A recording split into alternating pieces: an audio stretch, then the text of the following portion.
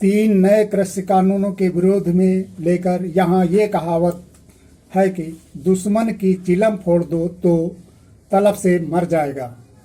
वही काम आक्रोशित किसानों ने किया है। किसानों का मानना है कि अंबानी और अडानी को फायदा पहुंचाने के लिए प्रधानमंत्री नरेंद्र मोदी ने तीन नए कृषि कानून लेकर आए हैं जो किसानों के हित में नहीं है। कहावत है कि दुश्मन की चिलम फोड़ दो तो तलब से मर जाएगा। वही काम आक्रोशित किसानों ने किया है।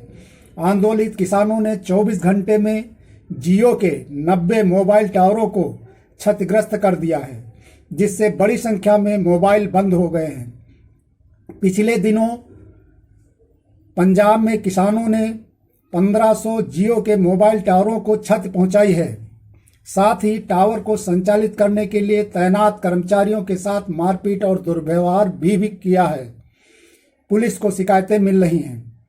पंजाब भर में जियो के 9000 मोबाइल टावर संचालित हैं। पंजाब के मुख्यमंत्री कैप्टन अमरिंदर सिंह ने टेलीकॉम इंफ्रास्ट्रक्चर ने मोबाइल टावरों को नुकसान न पहुंचाने की अपील की थी। फिर भी आक्रोशित किसान मोबाइल टावरों को क्षति पहुंचाकर अपना गुस्सा उतार रहे हैं।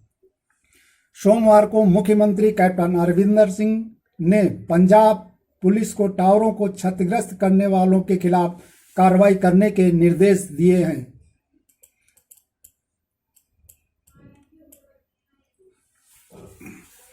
उधर उन्नाव के सांसद साक्षी जी महाराज सदर स्थित शनि पीठाधीश्वर महेंद्र दास जी के आवास पर पहुंचे। वह हरिद्वार में कुंभ मेले की तैयारियों का निरीक्षण कर दिल्ली जा रहे थे।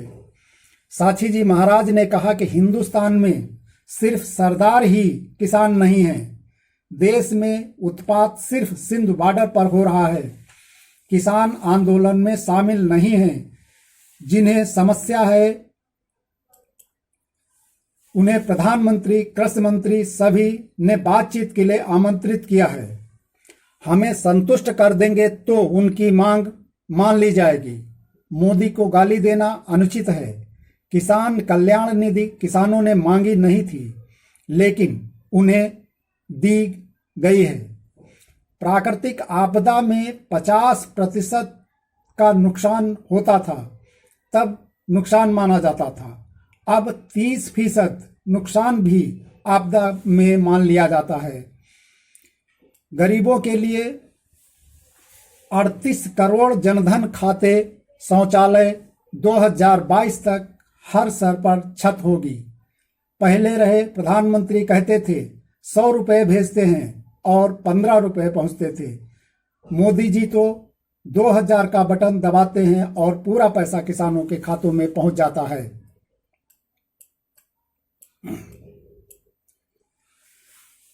साथ ही राकापा प्रमुख और पूर्व कृषि मंत्री शरद पवार ने मंगलवार को केंद्र पर निशाना साधते हुए आरोप लगाया है कि केंद्र सरकार ने राज्यों से बिना विचार विमर्श के ही 3 नए कृषि कानूनों को थोप दिया है।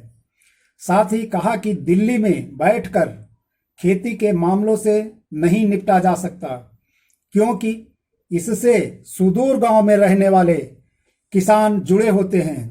दिल्ली की सीमा पर किसानों के विरोध प्रदर्शन का 1 माह से ज्यादा दिन हो गए हैं। किसान संगठनों के साथ बातचीत के लिए गठित 3 सदस्यीय मंत्री समूह के ढांचे पर सवाल उठाया और कहा कि सत्तारूढ़ पार्टी को ऐसे नेताओं को आगे करना चाहिए जिन्हें कृषि और किसानों के मुद्दों के बारे में गहराई से समझ हो। शरद पवार ने कहा कि सरकार को विरोध प्रदर्शनों को गंभीरता से लेने की जरूरत है और प्रधानमंत्री नरेंद्र मोदी का किसानों के आंदोलन का दोष विपक्षी दलों पर डालना अनुचित है।